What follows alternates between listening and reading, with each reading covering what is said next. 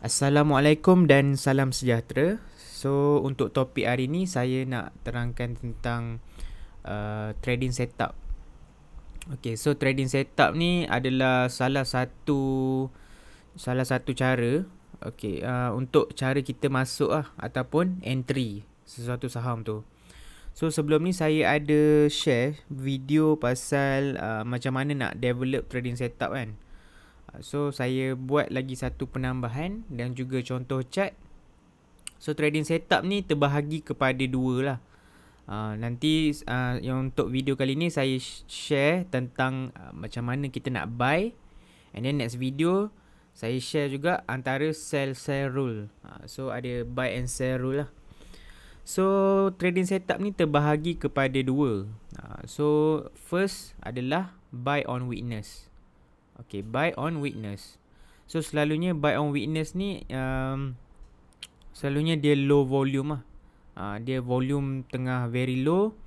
And then dia punya price movement tu pun tak volatile. And then seterusnya adalah buy on strength.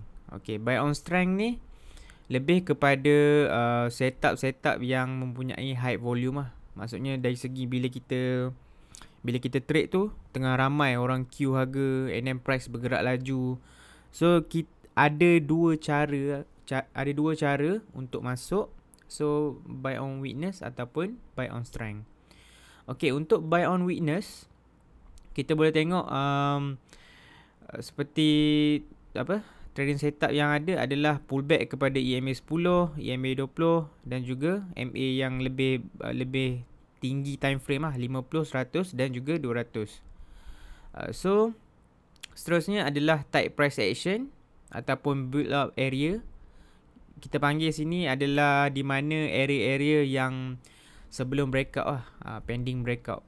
And then ada juga yang masuk within the base. Maksudnya within the base ni adalah sebelum chart pattern tu complete, dia buy dekat near moving average. So dia tak ada right or wrong. Dia based on preference masing-masing . Kalau yang jenis sabar, yang jenis boleh hold, boleh tunggu, boleh hold few months, so it's okay, boleh je nak beli untuk buy on weakness. So kalau buy on strength ni lebih kepada short term trading . Short term trading lebih kepada buy on strength ni kita perlu jaga timing. Timing tu sangat penting untuk buy on strength. Kita nak masuk tu dekat area breakout yang tak jauh daripada support. So kita nak masuk area-area yang walaupun dia dah breakout, kayaknya breakout dia tu still near base, near support, near moving average. So kena tengok area-area macam tu . Alright, so untuk buy on strength kita ada standard base breakout. Standard base breakout ni kiranya kita guna chart pattern lah. Tak kisahlah continuous chart pattern ke reversal chart pattern. So sebelum macam video sebelum ni kan, saya ada terangkan pasal chart pattern. So standard base breakout ni adalah menggunakan chart pattern. Okay, seterusnya adalah menggunakan horizontal breakout all time high ataupun 52 week high. So horizontal breakout ni selalunya kita gunakan horizontal support and resistance . So kalau horizontal support and resistance ni saya suka guna dekat weekly chart sebab kita kena faham konsep support and resistance, iaitu lagi lama time frame lagi strong, lagi banyak touch lagi strong, dan juga the recent support and resistance lagi strong. So kena faham tiga konsep asas support and resistance. So kalau horizontal line dekat weekly chart dengan daily chart, so weekly chart lagi strong significant support and resistance level lah. Alright, seterusnya adalah gaps with high volume. So gaps ni selalunya terjadi bila dia punya demand tu terlalu banyak menyebabkan berlakunya gap. So gap ni terbahagi pula kepada tiga. Breakaway gap, runaway gap, exhaustion gap. So kita nak masuk area-area breakaway gap lah. Breakaway gap ni maksudnya dia gaps tapi dia berlaku dalam konteks trend, dia berlaku pada permulaan trend. Itu adalah breakaway gap. Okey, seterusnya adalah breakout pivot area. So nanti saya akan tunjukkan contoh. And then rebound ataupun reversal. Selalunya saya based on my observation dan juga experience, selalunya even professional trader, walaupun dia masuk pullback, dia still tunggu confirmation untuk ada reversal ataupun rebound. Dia tak beli on the way stock tu jatuh. Dia akan tunggu confirmation, rebound ataupun reversal. Sebab kadang-kadang kita nampak dekat area support, still boleh jatuh lagi. So sebagai trader, kita tak timing low ataupun high, tapi kita nak beli area yang ada probability untuk kita profit tu lagi tinggi. So always wait for reversal. Alright, so itu adalah dua cara, buy on weakness ataupun buy on strength. So buy on weakness ni dia punya kelebihan dia iaitu kita ada higher profit potential. Ada higher profit potential. Tapi kita kena tunggu lama. Buy on strength ni lebih kepada lower profit potential. Tapi kita kena jaga timing. And then bila kita beli tu dia terus gerak. So dia punya time value tu lagi tinggi lah.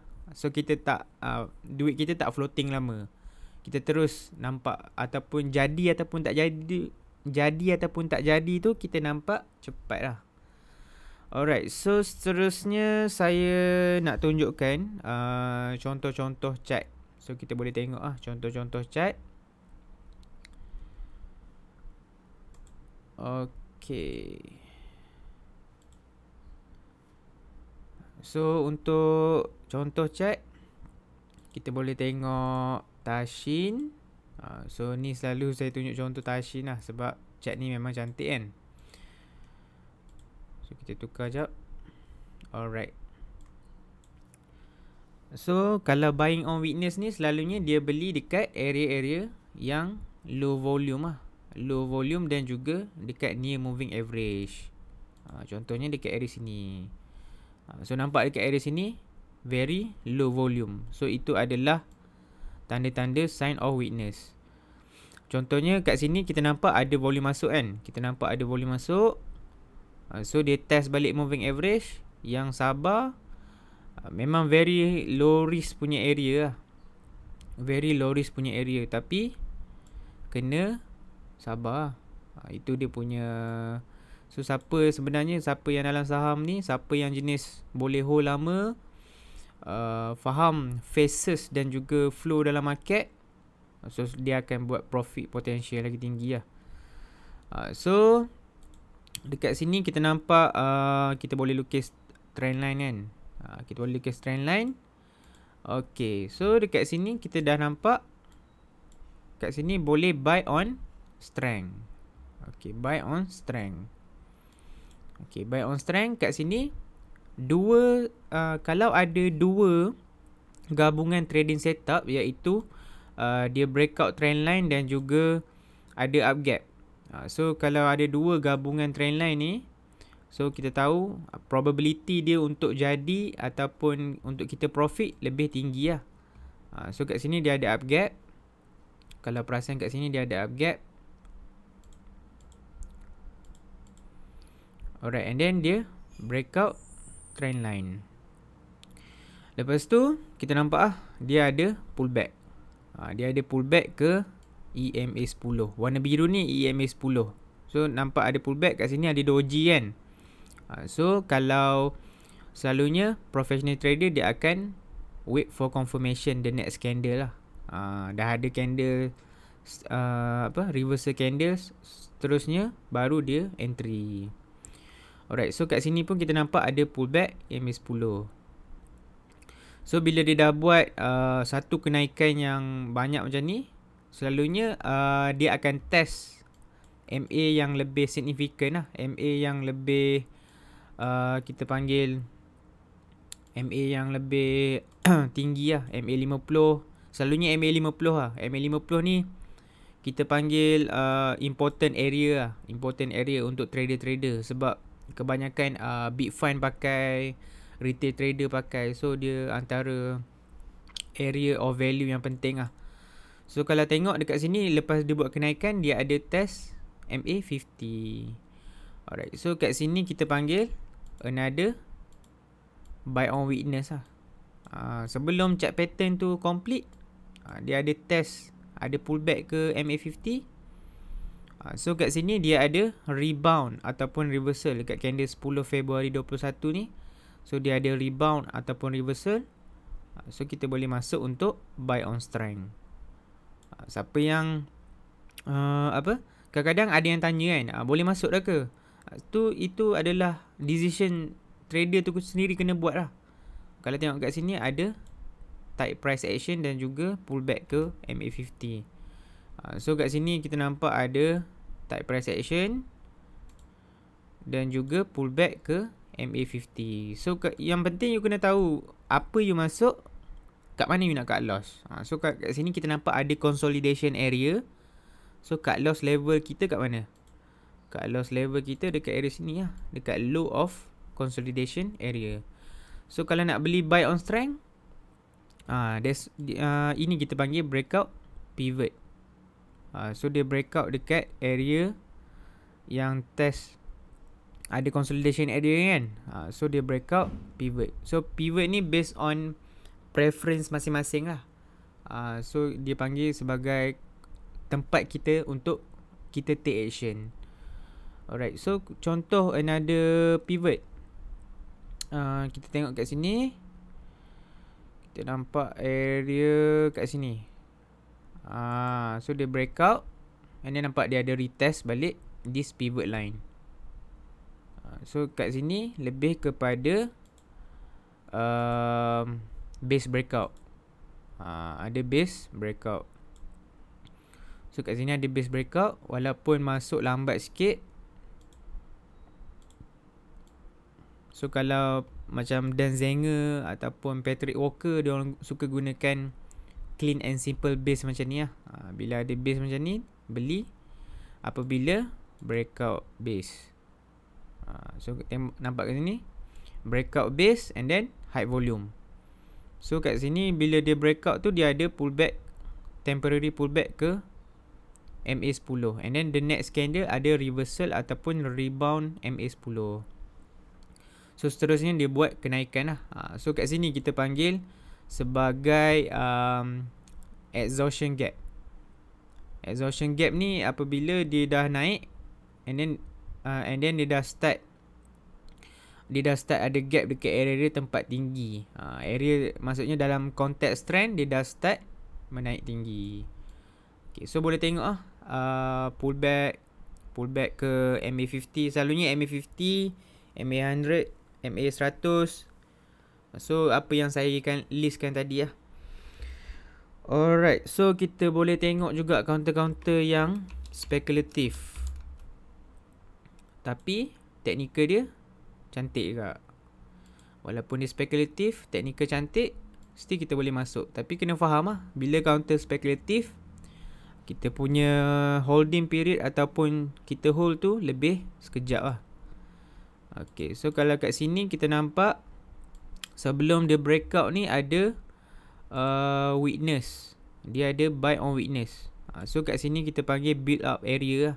Build up area ataupun pending breakout area, di mana sebelum dia breakout tu dia ada very low volume, very tight price action sebelum dia breakout.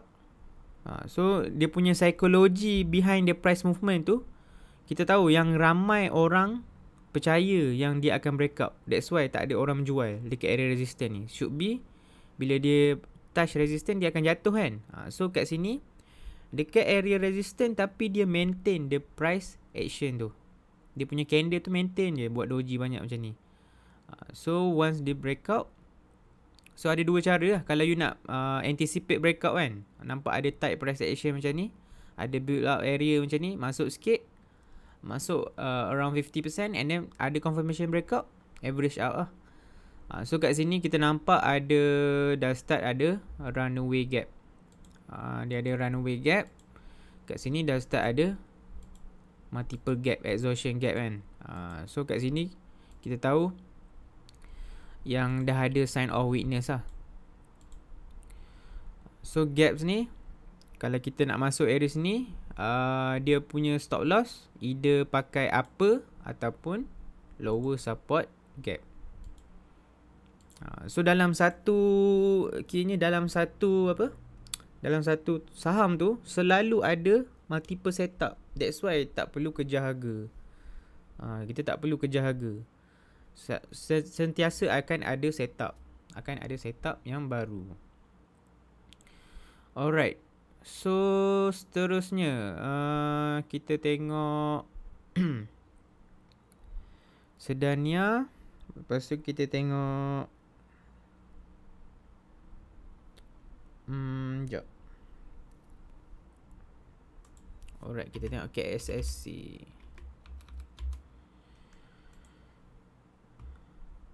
So kita tengok KSSC. So kat sini ada, kita tengok weekly kan. Kita boleh lukis dia punya pattern. Dia punya pattern kita boleh lukis. Kalau macam kita tak sure, dekat weekly daily tu macam nampak tak nampak je, so kita try buka weekly. So, lagi jelas lah pattern tu sebab candle lagi sikit kan. Alright, so nampak kat sini dia dah start ada lama dia stay dekat MA 200, tapi price tu tak pergi mana, dia still buat base. So kat sini nampak ada up gap. So kat sini kita panggil breakaway gap. Dia ada gap tapi dia permulaan. Dalam konteks trend, the overall trend dia awal. Dia dekat area awal. Gap yang dekat area awal. So kat sini memang cantik lah nak masuk. So bila dekat alright, so dekat area sini kita nampak ada double inside days. Inside day ni maksudnya candle ni duduk dalam high dengan low candle sebelum. Candle ni duduk dalam high dengan low candle sebelum. So ada double inside day.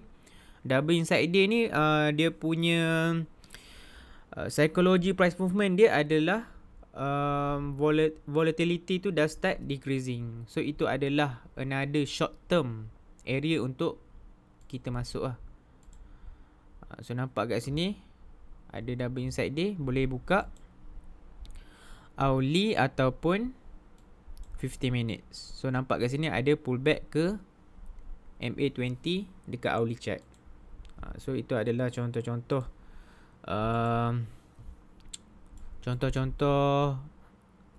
trading setup lah. So ada dua. Okay, ada dua, buy on weakness dan juga buy on strength. So boleh salin ni, boleh catat. So boleh back test lah. Tak apa, slowly back test yang mana berkenan. So bila you back test tu, okay, try buy on weakness, try buy on strength. Nampak mana lagi banyak win rate. So mana, okay, kita back test, nampak buy on strength lagi kena, lagi banyak apa, profit potential lagi banyak, and then win rate pun lagi tinggi. So just apa ni, just fokus dekat buy on strength lah. Ataupun yang lebih bagus adalah sebagai trader ni kita kena ada flexibility. Flexibility ni di mana buy on weakness kita boleh buat, buy on strength pun kita boleh buat. So kena ada flexibility based on market condition. So itu sahaja untuk video trading setup. Saya harap dapat menambah ilmu, iaitu kita panggil tools lah, untuk menambah tools cara trading. So that's all for me. Thank you so much. Assalamualaikum.